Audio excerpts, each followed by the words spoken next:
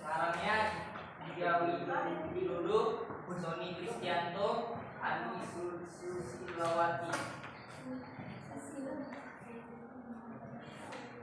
Bab 1. Ekologi dan pengetahuan lingkungan. Definisi ekologi. Definisi ekologi. Kata ekologi mula-mula disusulkan oleh biologiwan bahasa Jerman Ernst Haeckel dalam tahun 1869. Yang kedua, sejarah perkembangan ekologi. Ekologi telah berkembang maju selama sejarah perkembangan manusia. Sebelum kata ekologi diusulkan oleh biologiwan bangsa Jerman Ernst Haeckel pada tahun 1869, banyak biologiwan terkenal di abad 18 dan 19 telah memberikan kembangan pikiran dalam bidang ini, sekalipun belum menggunakan kata ekologi. Yang ketiga, asas ekologi. Asas ekologi terdiri dari 8 asas bagi berikut. Yang pertama, energi yang terdapat dalam suatu organisme, populasi atau ekosistem dianggap sebagai energi yang disimpan. Yang kedua, tidak ada sistem pemanfaatan energi yang efisien. Yang ketiga, materi, energi, waktu, dan keanekaragaman termasuk dalam sumber daya alam. Yang keempat, peningkatan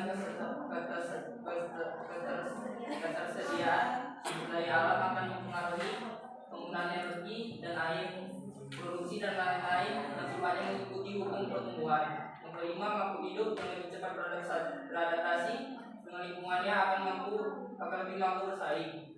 Yang keenam, makin stabil suatu ekosistem, makin mantap keanekaragaman suatu komunitas. Yang ketujuh, sistem yang sudah mantap akan mengeksploitasi sistem yang belum mantap. Penerapan organisme atau populasi dalam suatu komunitas yang tertekan oleh lingkungannya akan supaya tidak punah. Yang keempat, ada ruang lingkup ekologi. Kelima, ada manfaat ekologi. Pertama, mempermudah proses pemahaman terhadap perilaku makhluk hidup. Yang kedua, mencari tahu peran manusia di lingkungannya. Yang ketiga, mengetahui keanekaragaman hayati. Yang keempat, memanfaatkan sumber daya alam secara bijak. Selanjutnya, ekologi sebagai basis ilmu lingkungan. Ilmu yang mempelajari tentang lingkungan hidup disebut dengan ilmu lingkungan. Ilmu lingkungan relatif masih baru, tahun 1960-an, dan mulai pesat berkembang setelah konferensi lingkungan hidup diselenggarakan di Stockholm, Swedia pada tahun 1972. Lanjut ke bab kedua, ada jenis-jenis ekosistem. Yang pertama, ekosistem darat, termasuk ekosistem hutan gugur, tropis, padang rumput, taiga, tundra, dan gunung. Yang kedua, ekosistem air laut, ada ekosistem pantai, terumbu karang, dan estuari. Yang ketiga, ekosistem air tawar, ada ekosistem air tawar berdasarkan keadaan air, di mana ada perairan tenang dan perairan mengalir. Yang kedua, ada ekosistem air tawar berdasarkan daerahnya, di mana ada littoral, limnetic, profunda. Yang ketiga, daur energi. Yang pertama ada energi dan materi dalam ekosistem, di mana di dalam ekosistem dikenal dua macam energi, yaitu energi kinetik dan energi potensial. Dan yang kedua, ada model kerja transformasi energi dalam ekosistem. Model kerja energi merupakan suatu rumusan yang menirukan kejadian transformasi atau perubahan bentuk energi di alam sebenarnya. Yang ketiga, siklus geokimia. Yang pertama ada siklus karbon, siklus nitrogen, siklus sulfur, siklus fosfor, siklus hidrologi. Dan masuk kita ke bab 4, ada suksesi, di mana yang pertama itu ada pendahuluan. Suksesi merupakan perubahan bertahap dan dapat diprediksi dalam komposisi spesies di suatu area tertentu atau serangkaian perubahan yang terjadi di wilayah geografis selama periode waktu tertentu. Yang kedua, ada jenisnya, yaitu suksesi primer dan ekologi sekunder. Yang ketiga, ada studi tentang suksesi ekologis. Yang pertama dari Henry Coles. Dia mengamati bahwa sejauh ini dia pindah dari pantai danau, ada bukti pasir yang lebih tua dengan dominasi spesies tanaman yang berbeda di antara mereka. Yang kedua, dari konservasi Clemens Gleason. Dia berpendapat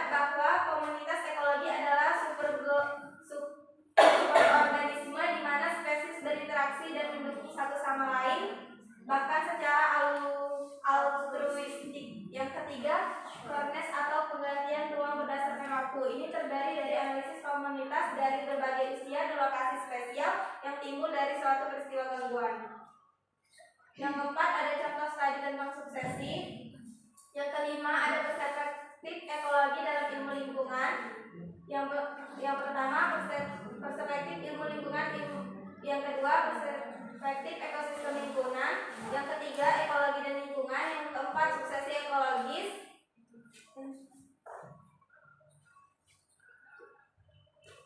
Jadi ini ada permasalahan ekosistem, ada penyebab kerusakan ekosistem dapat disebabkan oleh dua penyebab, yaitu faktor alami dan faktor manusia.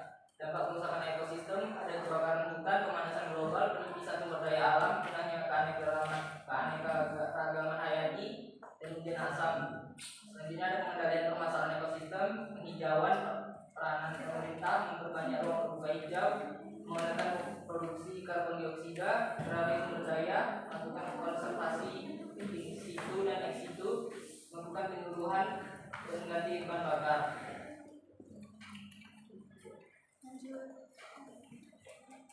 Selanjutnya manusia, sumber daya alam dan lingkungan. Manusia tinggal hidup dalam lingkungannya, mereka berinteraksi dengan komponen lingkungan fisik baik biotik maupun komponen abiotik. Selanjutnya hubungan manusia dan lingkungan. Manusia hidup, tumbuh dan berkembang dalam lingkungan alam dan budayanya.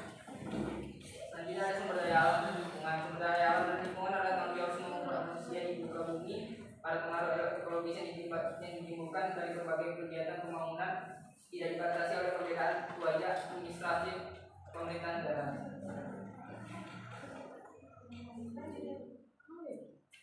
Selanjutnya ada hubungan antara manusia dengan lingkungannya. Di daerah perkotaan lingkungan didominasi oleh komponen-komponen kehidupan perkotaan seperti jalan, jembatan, pemukiman, perkantoran, hotel dan lain-lain. Selanjutnya ada pengelolaan lingkungan hidup sumber daya alam berbasis masyarakat. Biar pengelolaan sumber daya dan daya alam berbasis masyarakat sebenarnya telah ada sejak zaman dahulu, di mana nenek moyang kita mulai memanfaatkan sumber daya alam tersebut untuk menunjang kehidupannya. Selanjutnya ada definisi lingkungan dan ilmu lingkungan. Definisi lingkungan itu adalah merupakan segala sesuatu yang sangat dekat dengan segala aspek kehidupan manusia berlandaskan proses interaksi alam dengan masyarakat sekitarnya dan saling berhubungan erat antara alam dan penyusunnya. Selanjutnya ada kajian lingkungan menurut ahli. Secara umum dimaknai sebagai kombinasi berbagai fungsi lingkungan sumber daya alam seperti flora dan fauna, air, tanah, mineral serta energi matahari. Menurut para ahli, pengertian lingkungan mencakup konsep para pakar yang pengertian secara tertulis dalam kamus berdasarkan Undang-Undang 23 tahun 1997, berdasarkan KBBI, mengikuti ensiklopedia ahli lingkungan Ahmad serta Emil Salim. Jenis-jenis lingkungan. Berbagai macam jenis lingkungan yang ada di sekitar kehidupan manusia dapat dibagi menjadi beberapa jenis sesuai dengan pandangannya. Selanjutnya ilmu lingkungan merupakan ilmu interdisipliner yang mengukur dan menilai perubahan serta dampak dari berbagai kegiatan manusia terhadap ekosistem dan manusia diarahkan untuk mengelola ekosistem tersebut demi kehidupan selanjutnya.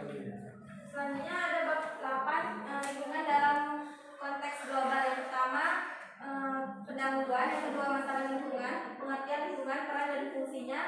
Menurut Norton dan Lariau Wolf 1998, dia mengartikan lingkungan sebagai sesuatu yang terkait dengan semua faktor eksternal yang bersifat biologis dan fisika yang secara langsung dapat mengaruhi kehidupan, pertumbuhan, perkembangan dan reproduksi organisme. Yang kedua ada masalah lingkungan global, di mana ada pencemaran oleh limbah bahan berbahaya dan beracun atau B3, yang kedua pemanasan global, yang ketiga lubang lapisan ozon atau O3, yang keempat ekonomi. Yang ketiga ada usaha mengatasi permasalahan lingkungan.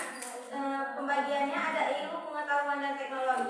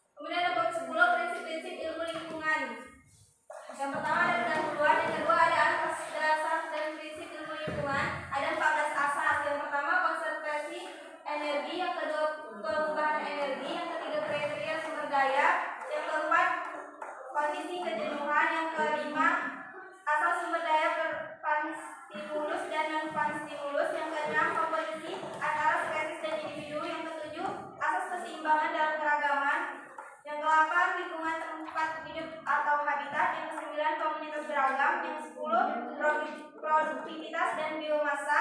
11 sistem yang stabil. 12 kemampuan adaptasi. 13 keanekaragaman hayati dan 14 keteraturan populasi. Yang ketiga ada kemajuan dalam lingkungan. Yang keempat ada prinsip dalam ekologi keberlanjutan. Yang kelima ada perlindungan dan pengelolaan lingkungan hidup. Terus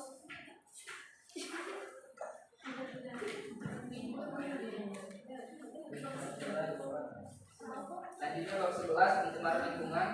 Jenis-jenis pencemaran lingkungan ada pencemaran udara, pencemaran air. Sebagai berikut: pencemaran mikroorganisme dalam air, pencemaran air oleh bahan anorganik tanaman, pencemaran air oleh limbah organik, pencemaran air oleh bahan kimia anorganik, dan sedimen dan bahan tersubstansi. Selanjutnya ada pencemaran tanah, sama dengan air, dengan udara dan air. Tanah merupakan unsur penting untuk menunjang hidup makhluk hidup.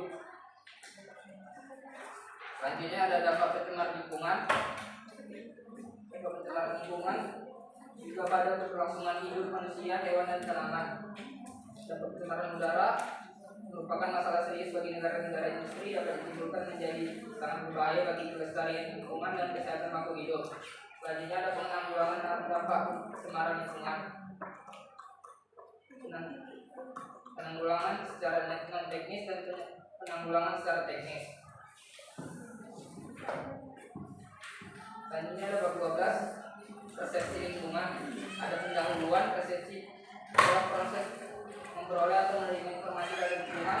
Menurut Waldo, persepsi merupakan suatu proses perorganisasian, perinterpretasian terhadap stimulus yang diterima oleh organisme atau individu sehingga menjadi sesuatu yang berarti dan merupakan aktivitas yang integrated dalam diri individu.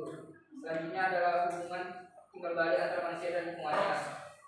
Ada pendekatan konvensional. Secara umum, pandangan konvensional menganggap bahwa persepsi sebagai kumpulan penginderaan yang bermula melalui adanya rangsangan atau stimulus dari luar diri individu berupa energi tertentu seperti cahaya, suara, suhu, dan lainnya yang disatukan dan dikoordinasikan dalam syarat tertinggi sehingga manusia bisa mengenali dan menilai objek-objek. Dan ini ada pendekatan ekologi. Pendekatan ekologi menurut Gibson, individu tidaklah menciptakan makna-makna dari apa yang diinderakannya, karena sesungguhnya makna itu telah ada dalam stimulus itu sendiri dan siap untuk diserap. Selanjutnya ada perilaku manusia melakukan manifestasi dari persepsinya. Menurut J.B. Watson dalam laporan 2004. Selanjutnya ada perilaku penyesuaian, ada adaptasi dan adjustment. Yang kedua ada perilaku manusia sebagai suatu pendekatan. selanjutnya ada bab terakhir di mana analisis mengenai dampak lingkungan. Yang pertama ada pendahuluan, yang kedua ada perundangan dan peraturan AMDAL, yaitu teknis penyusunan lapangan AMDAL dan sistem evaluasi, di mana ada penelitian pelingkupan, penyusunan kerangka, penyusunan analisis, penyusunan rencana, pengelolaan, rencana pemantauan lingkungan hidup, dan terakhir laporan. Yang ketiga ada deskripsi proyek dan scoping atau pelingkupan, yaitu kegiatan usaha atau pembangunan yang mempunyai dampak positif dan negatif terhadap lingkungan hidup. Yang keempat ada ramah lingkungan dan pendugaan dampak lingkungan. Yang kelima ada penyesuaian, pendugaan dan pengelolaan lingkungan. Yang keenam ada rencana pengelolaan lingkungan dan pemantauan. Yang ketujuh ada analisis resiko lingkungan dan bahan baku. Yang kedelapan ada partisipasi masyarakat. Terima kasih. Kemudian saya kasih panggil Ibu. Wassalamualaikum warahmatullahi